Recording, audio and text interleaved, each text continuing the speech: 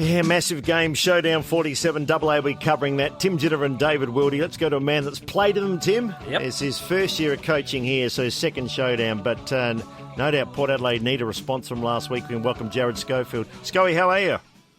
G'day, guys. How you going? Mate, great to speak with you. It's been an amazing couple of weeks. We spoke to Keith Thomas last night. Magnificent win against Geelong and probably one of your poor efforts last week against the Bulldogs. So a chance to redeem themselves. No doubt the players want to get back out there and just play some footy.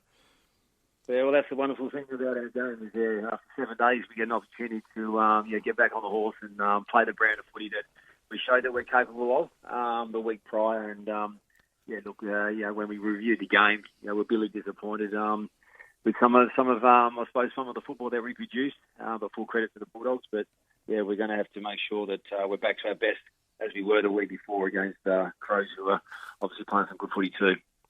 Jarrad, you've been away, you've come back, this is your first year. Firstly, what differences have you been able to pick up from like coaching at FIVEaa to then coming back to Port Adelaide in 2019 in an AFL system? And have you thought that maybe Port Adelaide supporters have dropped off any of their passion?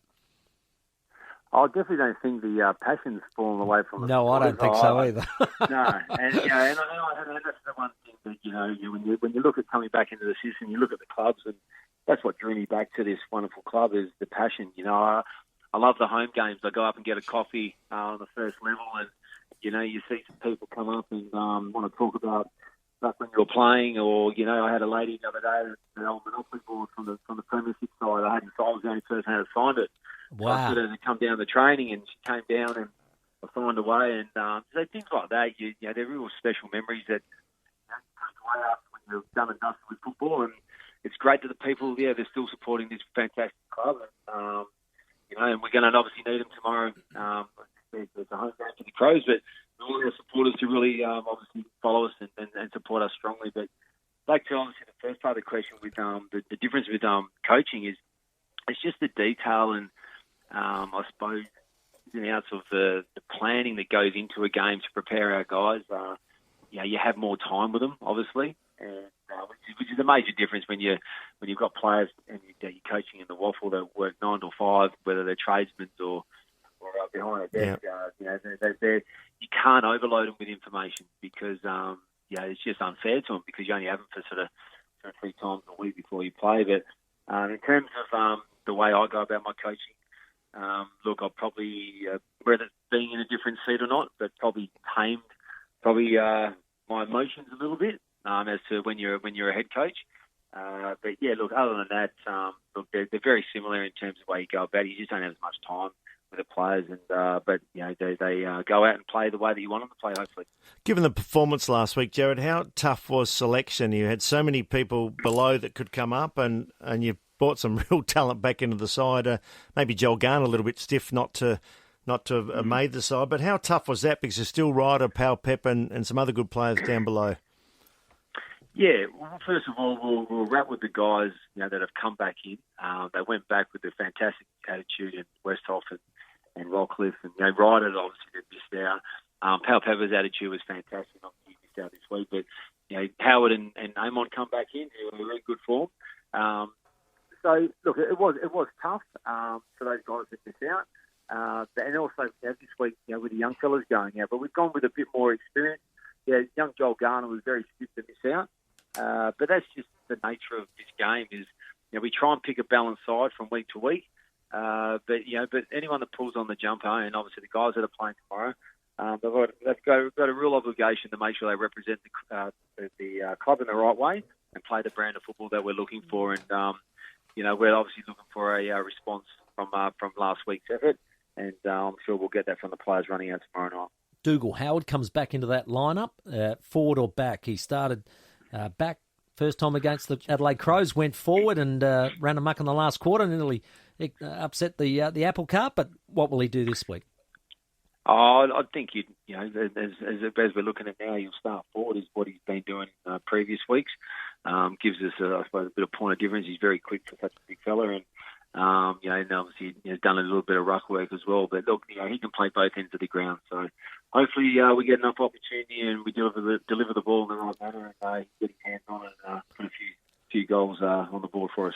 Jarrad, the Crows get such a springboard from Brodie Smith and Roy Laird. Geelong shut them down for quite a big part of the game last week. How do you sort of get the balance with your forwards to stop them running out and also trying to get the ball for yourself? Yeah, no, they're two fantastic players, but you can't look past the likes of their tools that intercept the ball as well. So they're a very strong back line that set up really well behind the ball.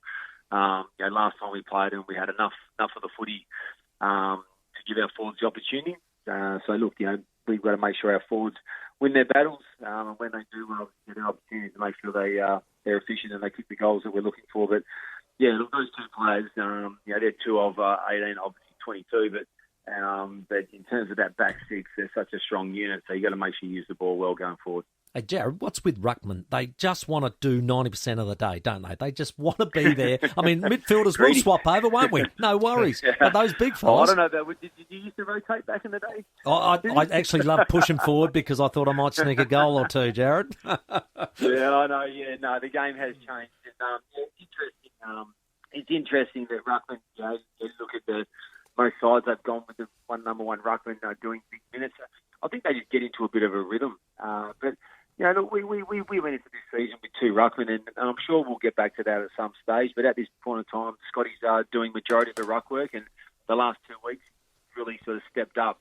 Obviously having a bit of a quiet spell there for a bit, but he's really stepped up and led fantastically for us. And it's a great position for a club to be in when you've got Paddy Ryder and Pete Adams sort of clipping at his heels a bit as to ruckman coming in. So. We'll just obviously pick the right side from week to week and get the balance right. But, they do like to be the number one, that's for sure. Footy can be such a cruel game, and Ollie Wines has been smashed from pillar to post this week. He was like a few others that didn't have a great game, but no doubt you'd be looking for a great response from Ollie. Yeah, look, Ollie's an ultimate professional, and, he obviously a lot of pride in his performance, and we want to make sure that we get the best out of him, and obviously he's playing good footy, and it's not about how much of the footy he's getting, it's just the way he goes about his football in and around the contest.